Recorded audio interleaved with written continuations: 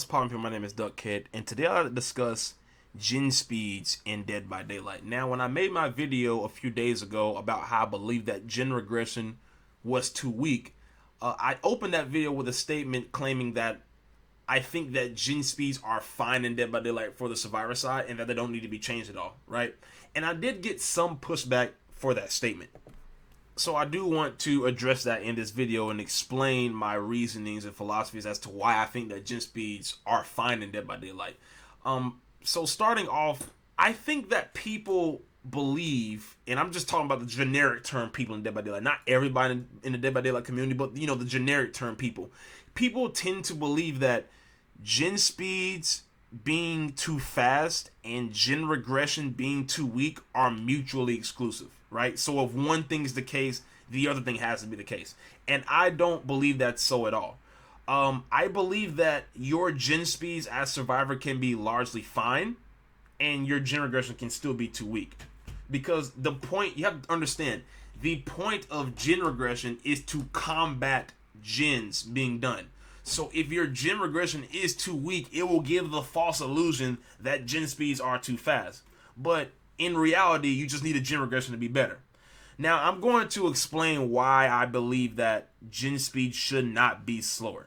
First of all, I will forever contend until I stop playing Dead by Daylight that doing gens is the most boring thing you can do in Dead by Daylight. The most boring thing, by far. In my opinion, it's the most boring thing. Because you're just fucking sitting there hitting skill checks. That's all you're doing. You're just sitting there hitting skill checks, right?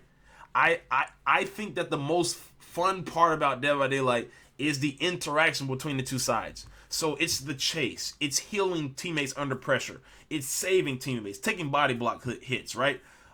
Supporting your teammates in whatever thing, in whatever way they need to be supported. Flashlight saves, blinds at pallets, flashbangs, things of that nature. That's what I believe is the fun part of Dead by Daylight. With gens, you're just sitting there. There's no interaction.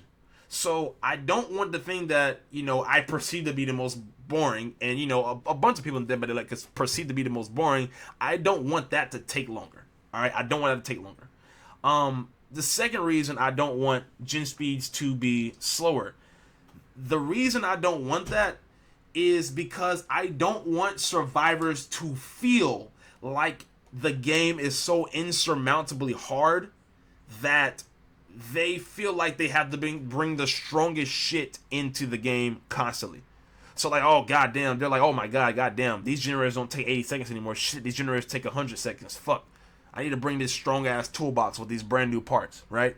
I need to bring these strong ass med kits with these syringes and these styptics, right? I need to bring myself to the most survivor side of maps in the game, like, the Eyrie of Crows, your Garden of Joys, your Ormans, right? I don't want survivors to feel like they have to do that.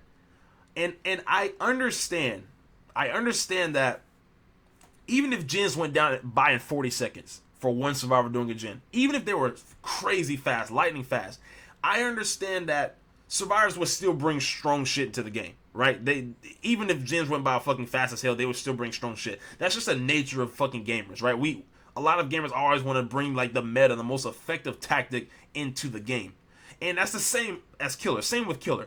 Even if gen regression was amazing, even if you fucking had 800% ruin regression, even if you had 50% pop goes a weasel, even if you had 70% scorch pain resonance, Killers would still play Nurse, Blight, Spirit, Dracula. They would still slug, tunnel, camp.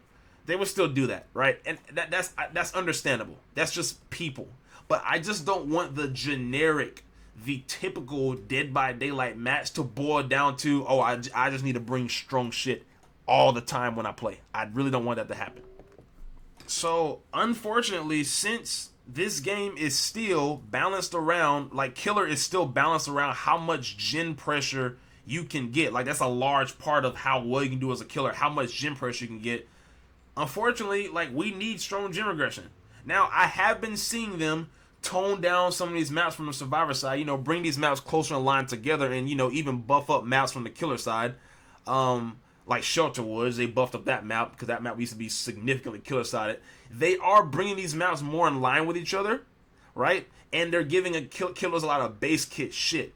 But that doesn't really account for neutering gen regression the way they've done.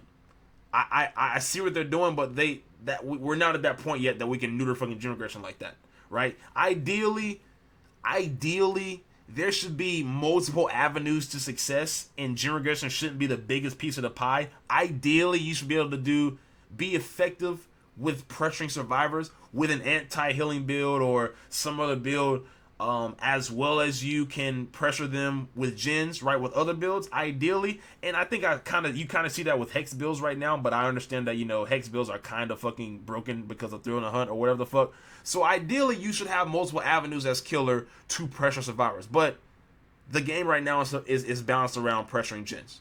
Unfortunately, that's just the way it is. So what I would like to see, I mentioned this in the past, I would like to see Pop Goes Weasel be buffed back up to 30% of current regression or 25% of total regression. For the life of me, I don't even understand why Pop Goes Weasel was nerfed in the first place. I don't. Ruin should be buffed back up to 200%, and Scorch Chip Pain Resonance should either be buffed back up to 4 uses of 25% or unlimited uses of 15%.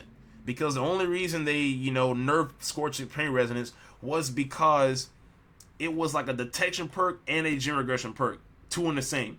And it's because they used to scream on the gen that was affected so that you knew exactly where to go. So I understand why they toned that down, because that was a bit too much.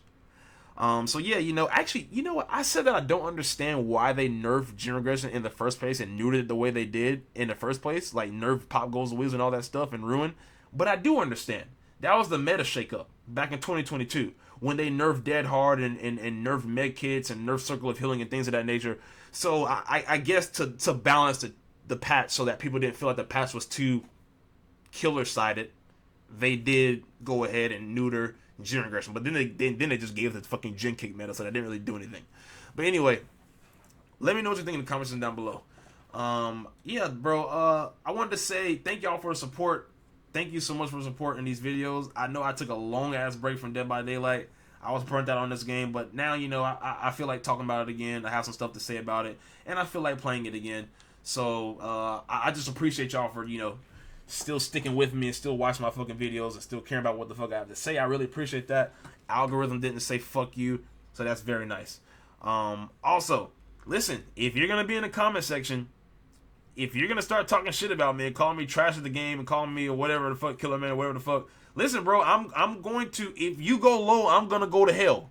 All right? If you say something to me, I'm gonna call you crazy. I'm gonna call you out your damn name. All right? Be cordial, be cool, be respectful to me. You could talk shit to me, that's fine, but don't be mad when I talk shit back. All right? Don't be mad. All right? 'Cause I don't antagonize anybody. I don't fucking insult anybody. I don't do that unless you do it to me first. And it's your fucking fault, whatever I say to you. Anyway, I'm out this bitch. If you do want to see more of me, but talk about other things, right? You want to see me talk about other things? Make sure you check out the Fake Duckhead. It's my second channel. The link to that channel is in the description.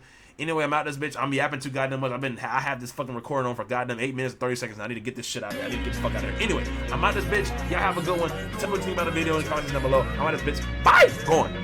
That like, comment, subscribe, bro. Clap your fucking cheeks with no Vaseline. All right. Maybe I'll use some of Diddy's baby oil. I'm sorry. Bye.